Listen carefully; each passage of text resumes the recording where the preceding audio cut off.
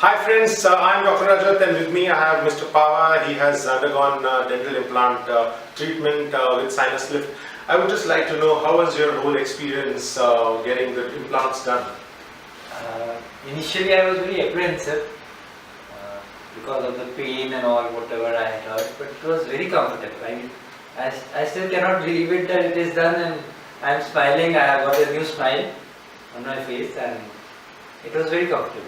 So what exactly made you to go for a dental implant treatment despite you're quite young? What exactly happened? Like I had the bridge and all that, but that was not comfortable. It was not good for other teeth also. And very especially I didn't have, I couldn't smile. I had that feeling in me. So finally, like you convinced me, and I'm very happy with the decision. So do you recommend dental implant solution for the missing? Sure.